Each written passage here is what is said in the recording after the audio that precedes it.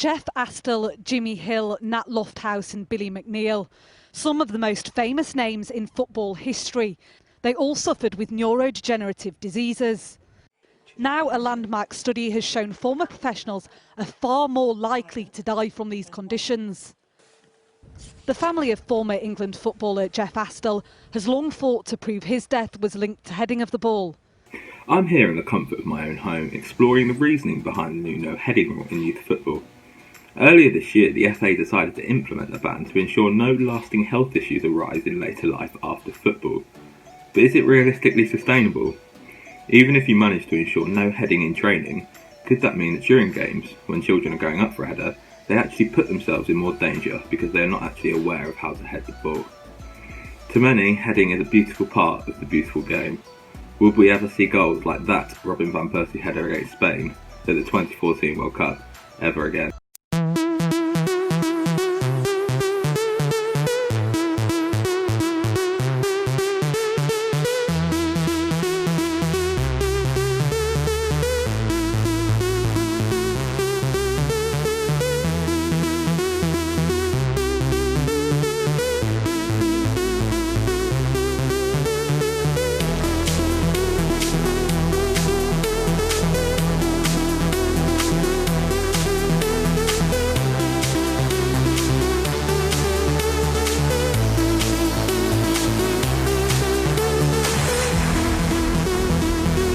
But, especially in today's world, we need to be aware that health comes before sport.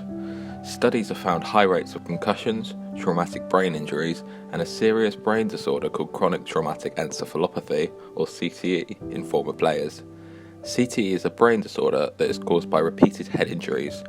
These brain changes progress and worsen over time, and may not be noticed for months, years, or decades after the last brain injury. Common symptoms include memory loss, impaired judgment, aggression, and depression. We decided to recruit and study a group of otherwise healthy amateur soccer players because these are people who basically enjoy spending time hitting their head repeatedly against another object, right, the soccer ball. We brought them in to the MRI scanner to look at their brain and specifically to look for changes that we've seen in people who have concussion or mild traumatic brain injury. We presented the findings of the study at the meeting of the Radiological Society of North America, and our key findings were that in people who did the most heading, we were much more likely to find changes in the brain that were extremely similar to what we see in people with concussion or mild traumatic brain injury. The second finding was that it was not a smooth or continuous relationship, but there was actually a threshold level where if you head the ball below this threshold, you seem to not have these brain injury-like changes. And if you exceed that threshold, then you would be much more likely to have these brain injury-like changes. We all know about his strengths in the air. I've said it, time after time after time. I've never seen a better head of a ball in my lifetime. Absolutely brilliant. And here's another high one to look for Astle, going in! In 2002, West Bromwich Albion legend Jeff Astle died, aged 59. A coroner ruled that he suffered severe brain damage in correlation with heading heavy leather footballs. The striker who represented England at the 1970 World Cup was a prolific goalscorer during his time with the Buggies and is regarded as one of their all-time greats. Obviously, no one should have to experience losing a loved one as a direct result of sport. Jeff Astle will live long in the memory of football fans for his ability on the pitch, and now his family are advocates for ensuring the safety of all footballers so that no family have to go through what they did. But with new innovative technology nowadays, surely there's some way of ensuring players' protection by making balls more padded or safer in some way. I reached out to Ottery St Mary winger Rob Westmore over Zoom to get his thoughts on the new law and what they can do to ensure players' protection in the future. I think progression of players wise, the children won't progress to the best of their abilities because heading's a key part of football. If you can't do that, then when you do get to the age group where you can start to head the ball, then you won't be very good at it if you haven't practiced. Whereas if you do practice throughout youth football, you're obviously going to be better at it. Like if in training now, like if you were an under 11, under 12 now, and you weren't able Yeah. to practice headers, do you think that would have like a negative effect on like the ability you've got? Yeah, because say for instance you're a tall player, and you're good at heading, say you practice it at home and stuff like that. You won't be able to do that in a game or in the training. You won't be able to perfect a skill that you are genetically good at. The new law has added another heated discussion point for pundits to discuss, with former Sunderland striker Niall Quinn believing that the FA are implementing something that definitely needed to be done. Look at what happened in the study that took place in Scotland. I think when you say, professional footballers who headed the ball a lot are 3.5 more times likely to suffer from Alzheimer's and illnesses like that. I mean, I personally get worried about it. Nobody practiced heading as much as I did, and I started off very young. So I would take heed of it. I'm very, very aware of it. I hope I'm okay. It's very selfishly, but I hope players who played in my era are okay. It always appears to be guys 20 years old, but they're going to be coming around soon. So very, very mindful of it. And the second we feel it's the correct thing to do, we'll introduce it.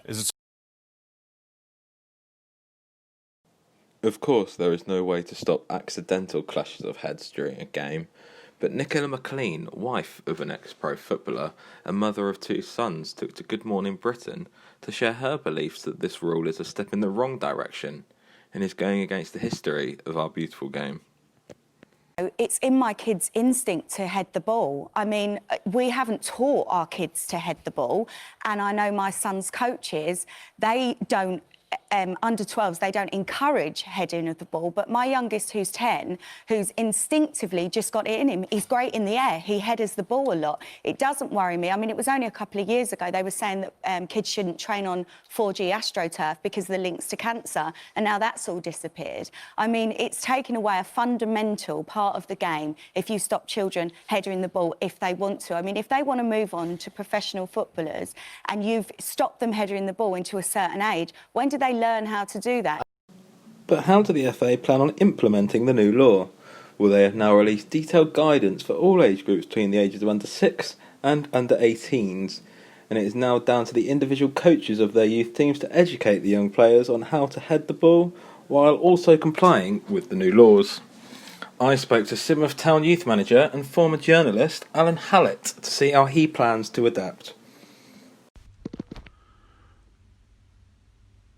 To teach young players how to head the ball, I would use a foam ball. This would help them watch the ball all the time and not shut their eyes. Also, they will feel the contact to help them learn which part of the head to use. I think it can be a negative effect, as to start with at least, it will still be unnatural to head something hard. Having said that, all kids will be out playing with their mates and they will be heading a ball then, so maybe it's just the education of which part of the head is needed to be used.